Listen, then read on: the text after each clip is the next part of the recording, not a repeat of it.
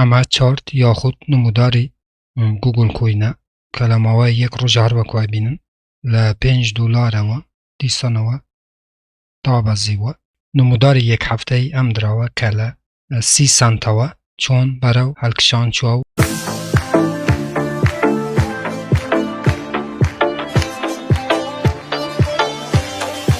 بەناوی خوا سلاح هاڕان هیواملار شوێنێ بن ساخ و سەلامەت و تەندروست بن ئینشاءالله.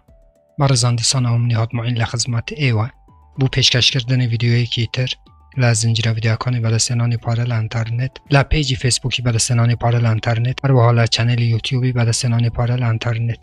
وا بەڕێزانە کە یەکەم جارە ئەو چەنێلەیە بینن، لێرە چەنێلی بەدەستهێنانی پارە لە ئینتەرنێتە کە من نهات معین هەفتانە 4 ڤیدیۆ لە ڕێی ئەو چەنێلەوە بڵاوەکەمەوە کە ئێوە بێ بەرامبەر دەتوانن دراوە ئەلکترۆنیەکان و هەروەها دۆلاری ئەمریکی بەدەست بهێنن.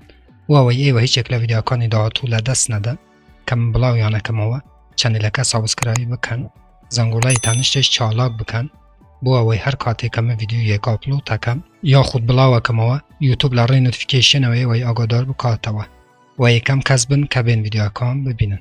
بەڵێ ئازیزان، زۆر کامنتم بۆ هات لە ماوەی 2-3 ڕۆژە کە ئایا باشە ئێمە لە ئێستادا گوگل کوین بکڕین یاخود نە. منیش بە دوای داواکاری و کامنتەکانی یاخود مەسیجەکانی ئێوە هاتم بۆ ئەوەی بەڕاستی بەجددی ئەم جارە دیسانەوە لەسەر گوگل کوینی قسە بکەم بۆ ئەوەی خوا نەخواستە سبەی خەڵکی ئێمە زیاتر زەرەرمەند نەبێ. ئازیزان، هەروەکو نموداری گوگل کوینیا بینن کە لە ماوەی یەک هەفتەیە چۆن لە 30 دولارەوە 30 سنتەوە ببورن هەتاکو 5 دولار ڕۆشت. و دیسانەوە هەروەکو ئەوڕۆ بینن کە بە 2 دولار و 54 سنتیە. بەڕێزانم، من پێشتر چەندین ڤیدیۆ لەسەر گوگل کوینم دروست کردووە. دیسانەوە ئەوڕۆ هاتم بۆیە ڤیدیۆ لەسەر دروست بکەم بۆ ئەوەی لەم ماوەدا بەڕاستی خەڵکی ئێمە زیاتر زەرەرمەند نەبێ. ئازیزان، من بە بەڵگەوە لە ڤیدیۆکانی ڕابردوودا باسی ئەوەم کردووە کە گوگل کوین دراوێکە جێی متمانەی نییە و هەروەها فیلتەرەکانی کە پەیوەستم بە دراوی ئەلکترۆنی کریپتۆکارنسی گوگل کوینە فیلتەرانەی تێنەپەڕاندووە، بۆیە من هیچ سیقم بەو دراوەی نییە. دراوێک کە لە ماوەی یەک هەفتەیە بە 30 سنتیوە دیسانەوە هەتا 5 دولاری بچێوە دیسانەوە دامپی بخوا بێتەوە 2 دولار و 24 سنتی.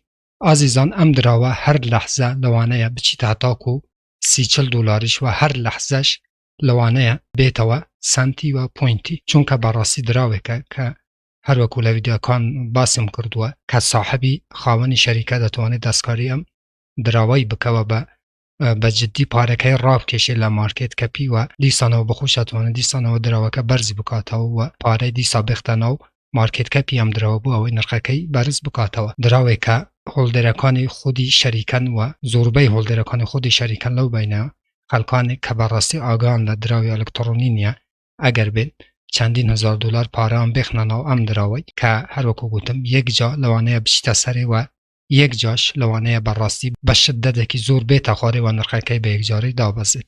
هەروەکو گوتم ئەگەر ئێوە بکڕن و کاتێک کە سوودیش لەو دراوەیەکە نازیزان ئاگادار بن ئەو پارەی کە داتانەوە کاتێک کە سوودتان کرد پارەی ئەسلیتان ڕابکێشن بۆ ئەوەی ئەو پارەی کە ئەو دوکانانەی کە دەمێنێ بۆ ئەوەی ئەگەر خوا نەخواستە سبەی بێتە خوارەوەش و بێتەوە سەمت و پوینتی ئێوە زەرەرمەند نەبن.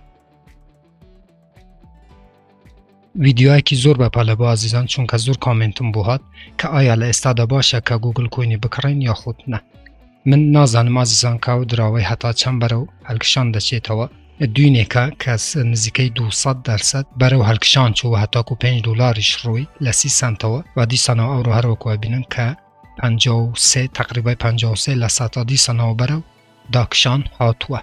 واتە دراوێکە هیچ جێگر نییە نرخەکەی و ئەمنیش نییە. واتە ئەگەر ئێوە بشکڕن ئاگادار من تخوا ئاگادار بن، چونکە هەر لەحزە ممکنە ئەو دراوە بەڕاستی دامپێکی زۆر شەدید بخواوە دیسانەوە نرخەکەی وەکو جاران بێتەوە سنت و پوینتی لەوانەشە پامپی بخوا، چونکە هەروەکو گوتم زۆربەی ئەم دراوە لە دەستی خاوەنی شەریکە و خاوەنی ئەم دراوان بوویە بخۆی دەتوانی بە ئاسانی دەستکاری نرخی دراو بکات.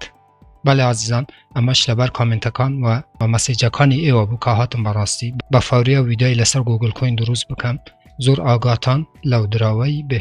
ئیتر کڕین و یاخود نەکڕینی ئەم دراوە لە ئەستۆی خۆتانە هر کس ضرری بکات براستی اوی که پیویز بو من لناو ام ویدیو و چندین ویدیوی تر لسر گوگل کوینم دروست کرد بو با ایوان بود ایواش بریار بدن به خودتان دتوانن براستی داخلی ام دراوه ببن یا خود داخلی ام دراوش نبن. هر رخنا کامل بسیاری که بولجر ویدیو علی چنل یوتیوبم بنووسن من بچه‌وان جوابتان دادم تا ویدیو یکیتر وبسایت یکیتر اپ یکیتر و هر برنامه یکیتر هموتان بخوای گورس برم خوایار و پنای ایوا بید خواتان لگل